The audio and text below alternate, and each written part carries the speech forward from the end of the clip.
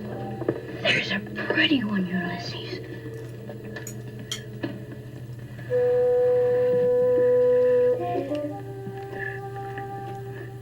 There it is. Hey BookTube, I'm Sean the Book Maniac. This is just a future Sean intro to say that I recorded this book haul maybe a month ago, 3 weeks ago, certainly before the coronavirus COVID-19 situation overtook all of our lives. That's why I look so calm. Please enjoy. Hello BookTube, I'm Sean the Book Maniac. Welcome back to another book haul. It's fairly large. I haven't stopped buying books. I don't think I really have any shelf space left, but that hasn't slowed me down one bit. So let's get started. The first book is one I've actually had for a couple of months, and it just didn't make it into the relevant book haul, so here it is belatedly, and that is a work of literary criticism about the novels of Barbara Pym. A Mind at Ease, Barbara Pym and Her Novels by Robert Liddell. Robert Liddell was one of Barbara Pym's best friends. He was a gay man and a novelist who I would be shocked if any of you have ever heard of Robert Liddell. If you have, it's because he was Barbara Pym's best friend. But he did write a bunch of novels, and I do want to try one someday. But this is his, expecting quite personal literary criticism of Barbara Pym's novels, and I hear from reading a couple biographies of her that it's a bit cranky. Published 1989.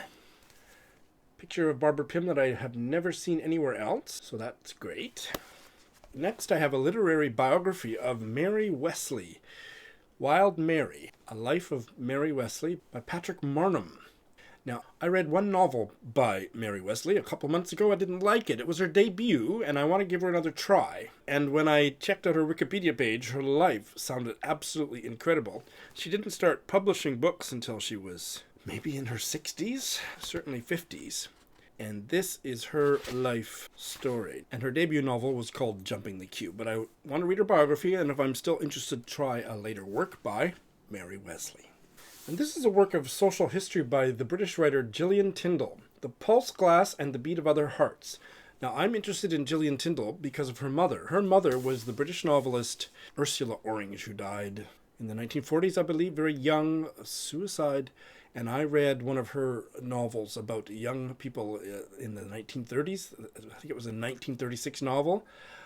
Begin Again. I absolutely loved it, and then found out that Gillian Tyndall was her daughter, and I was aware of Gillian Tyndall's name and have been for years. I don't remember why I first heard of her, but she has done a lot of nonfiction writing, memoir writing, and she wrote a biography of George Gissing that I would like to read, but I have never read anything by her, and this is her latest work from 2019. It's kind of an essayistic social history about the personal objects, heirlooms, and whatnot that we treasure in our lives and why. The pulse glass was some kind of a device with which you could take your pulse, and she inherited one from her great-grandfather or something, and that gave rise to looking at the kind of objects that have such personal meaning to us that we inherit.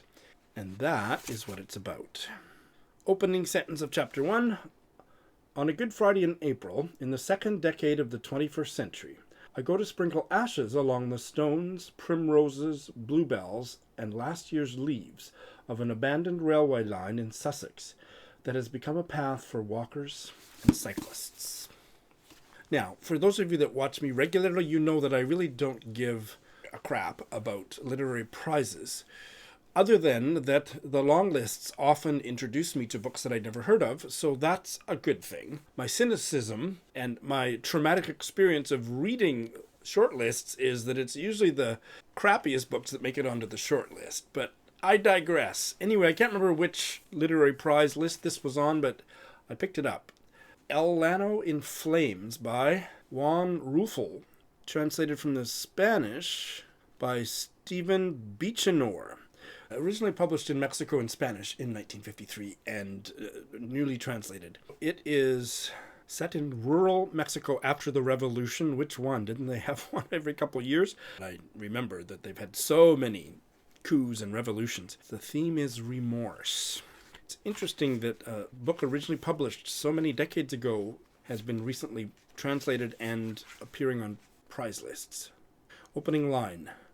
Walking for all those hours and finding neither the shade of a tree, nor the seed of a tree, nor the roots of anything. You hear barking dogs. Cousin of Always Doing and I did a used bookstore run in the Jimbocho area of Tokyo a few weeks ago. We had a great time and I got some books. The first one is a twofer by Elizabeth Gaskell, Cranford and Cousin Phyllis. Now, I have to admit that I don't like when two short novels or two novellas or multiple works of fiction other than short stories are crammed into one volume. It bugs me, but it was just a few dollars for a beautiful Penguin copy, and I have never read Cranford. I had never heard of Cousin Phyllis. This is Cranford and this is Cousin Phyllis. This is a short novel. This would be maybe novella. And I love Elizabeth Gaskell. I have read North and South, and I have read Wives and Daughters. But I'm going to count it as two books on Goodreads, people. Opening sentence of Cranford. In the first place, Cranford is in possession of the Amazons. All the holders of houses above a certain rent are women. Now that sounds fantastic. You know, I'm a British royalty buff, not particularly a monarchist. I love Prince Harry as much now as before when he used to be a member of the royal family, for example. But I'm also interested in the Japanese royal family, and I picked up a cheap hardcover copy of a biography of Princess Masako, now Empress Masako, subtitle Prisoner of the Chrysanthemum Throne, The Tragic Story of Japan's Crown Princess by Ben Hills. I have been aware of this book for a long time, and since Masako and her husband, don't remember his name, but Masako's name is embedded in my memory. Emperor Naruhito, is it? Yeah, Naruhito. If you don't know, Masako was a commoner. She was a diplomat, and she fell in love with the crown prince, Naruhito, and they got married. And she spoke 700 different languages fluently and was a brainiac career woman. And she gave up all of that to be his wife because you couldn't work and be a royal. She had a nervous, we used to say nervous breakdown, but nobody uses that word. I don't know what she had. I will find out in this book, but she went into severe depression for 15 years and was rarely seen in public. And she has only in the last 3 years started to appear more in public and do a little bit of traveling with her husband. And now she and her husband have come to the throne because his parents abdicated. I always felt sad about her life, but I didn't love her until there was a ceremony, a very kind of casual ceremony, where a J-pop band, one of the most popular ones, their name is Arashi. I love them. There is a company that was run by a pedophile who thankfully just died recently, and he abused so many of these beautiful young Japanese boys that he made into musical celebrities. But Arashi actually had talent, and they are still going strong after about 20 years, and 3 of the 5 members are still drop-dead gorgeous. I love their music. I'm going to try to get away with inserting a short clip. They made a special song for the enthronement of the Emperor and Empress, and the Emperor and Empress were standing beside them on some stage, outdoor stage, while they sang it, and Masako got a tear. And it just broke me open because she's had such a hard life, and she's come to some kind of back to health, and she is strong enough to assume this role. And she was deeply moved by this song by all these hot young men. And I was like, Masako, I love you. So that's why I wanted to read the book.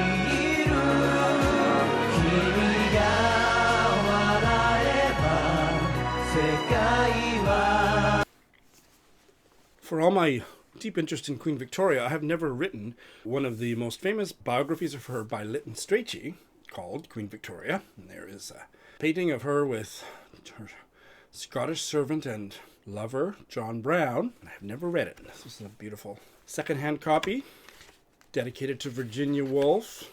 And the last one from that used book haul in Jimbocho was Ivan Turgenev's Fathers and Sons, which I may have studied. I may have read it as an undergrad because I specialized in Russian history and to a somewhat lesser degree Russian literature, but I have no memory of whether I read it or not. Translated from the Russian by Isaiah Berlin, no less. I haven't contacted Chris of the wonderful podcast, The Book Cougars, but she mentioned this book on Twitter that she wanted to read it or reread it or something, and I said, oh, I loved it when I read it in the 90s, let's buddy read it. And I bought it for that purpose, and I still haven't made the time to contact her and schedule the buddy read. It is Writing a Woman's Life by Carolyn Halbrun, and this is a literary study of women's autobiographies.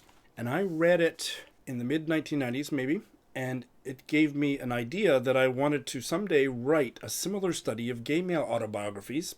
Stay tuned. I've never wrote it. I did do some of that kind of academic research as a grad student, but this is one of the best works of literary criticism I've ever read. It just seized my imagination and started a lifetime of reading. I didn't necessarily read very many of these women's autobiographies, but I did go on to read their fiction and so on. I will hopefully someday be buddy reading this with Chris from the Book Cookers.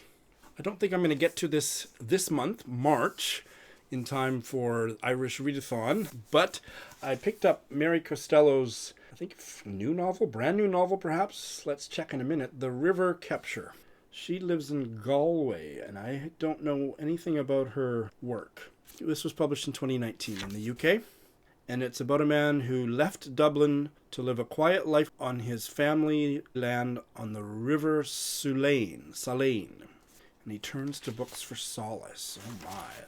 And I buy so many books kind of on a whim that I don't really remember where I found out about this, but I got it. It's a collection of short stories called Cold Sea Stories by Poet Huel. Let's see if we can get a pronunciation of that.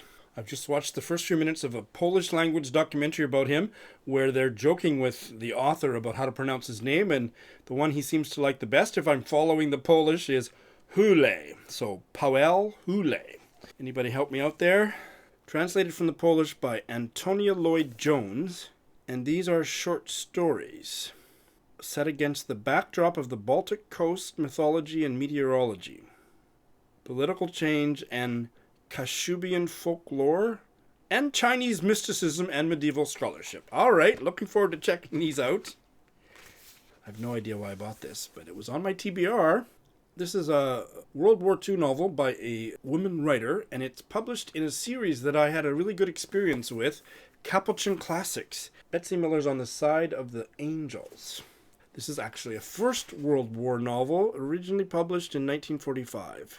This is a 2012 edition. Capuchin Classics put out very attractive reprinted fiction from earlier in the 20th century, but it doesn't seem to be in print anymore in this reprinted edition. So when I saw this, I don't remember where, I snatched it up, and it's a British tale. I will check it out. And this, I'm really excited about this. This is the debut novella, I guess, by Derek Owosu. That reminds me. A British man of Ghanaian background. Derek Owosu is somebody that I got to know to a certain degree through the podcast that he used to be a co-host of called Mostly Lit. And he is no longer with the podcast, and I actually stopped listening to it because he was the best of the three co-hosts. I loved his fiery, uncompromising opinions. He was extremely opinionated and sometimes really petulant, but it was really attractive to listen to. And then I saw a video clip of him, and he's just drop dead gorgeous. So he's not on the podcast anymore, and I don't listen to it. I should give it another try, though. I didn't dislike the other two co-hosts, so I should give it another try. But this is his debut novel, and it is about a young British boy. He's 11 years old, living in the UK of Ghanaian descent. And the early reviews are good. This is quite new in the last couple months. Oh, I'm going to read you the author's note. This is the story of Kay. If you believe your life to be as fictitious as Kay's, if you find yourself within the pages of this book, then you are holding the pen, and not me. That's enough. I have to get to this one soon. This is a debut, it's debut, isn't it? Debut novel by an American novelist of Polish descent born in West Germany. Swimming in the Dark by Tomasz Jedrowski. The early reviews have been good. Set in Poland, 1980, but written in English. How about that cover, hey? Somebody was tweeting about the British writer M.J. Farrell, which was the pen name of Molly Keane. Those names were very vaguely familiar to me. When I brought up the book that was being tweeted about it, I didn't find it, but I did find another one that was on brand new copy on Amazon Japan for like $3 or $4, so I snatched it up. What a title. Mad Puppets Town by M.J. Farrell, a.k.a. Molly Keane, a Virago modern classic. Originally published in 1931, and this is a 1985 edition. I can't believe that this is in print, because I don't think these vintage Virago modern classics, you can't really find them new. So I don't know what the deal was, but I got it. And it's a story set in the early 1900s, which is all I need to know. Molly Keane was born in County Kildare, Ireland in 1904. So she's an Irish writer. She died in 1996. And thanks to Doris, among others, but especially Doris, sold me on this graphic novel, and I now have a copy. Good Talk by Myra Jacob, a memoir in conversations. Myra Jacob, she's known for her novel, which was a textual novel, not a graphic novel, The Sleepwalker's Guide to Dancing. And this is her memoir about her biracial family, I believe. And I've just heard really glowing things. I don't typically care to read more than about one graphic novel a year, but this is going to be 2020s. A Russian novel by a female writer. I believe Britta Bowler is the one that brought this to my attention on a video, I think. The details are fuzzy now. Story of my life. Klotzvog by Margarita Kemlin, translated from the Russian by Lisa Hayden. Published 2019. It's about a Jewish woman in Russia, set in World War II. That's right up my alley. I believe Britta really liked it. Opening sentences. My first name is Maya. Patronymic Abramovna. Maiden name Klotzvog. My surname's very unusual, but I don't know its literal meaning. If anybody knows, please tell me. It's not important to me, though, because what's important is how somebody makes life's journey, not what their surname is. And finally, I ordered this kind of in a brain-dead state of mind a week ago. It had been on my TBR and on my Amazon wish list for some time, but I didn't actually recognize that the author was German. So now that I've got it, I will definitely try to fit it in for this year's Read More German Books 2020 Reading Challenge. Flotsam by Maike Ziervogel. Oh, God. My name is Maike Ziervogel. I'm the publisher of Pyrene Press. Okay, well, this is fascinating. Did you hear that? She's not only a novelist, a German novelist living in, I think, the UK now, but she is one of the publishers of Pyrene Press, and I didn't even know how to pronounce Pyrene Press until this moment. Let me double check that. And her name is... My name is Maike Ziervogel. I'm the publisher of Pyrene Press. Maike Ziervogel. That's the best I can do, sorry. Pyrene Press. And Flotsam. She wrote it in English, so I can't do it for that, but I will read it later. It's a coming-of-age story set in 1950s Germany, but not translated. She wrote it in English. The opening paragraph certainly makes you sit up and pay attention. Trine climbs down from the shipwreck. She moves swiftly, swift like the wind that is blowing in from the sea. Her brother is lying on the sand, dead. She knows it before she gets to him. Gah! All right, that's what I got. I got some good reading ahead, don't you think? Thanks for watching.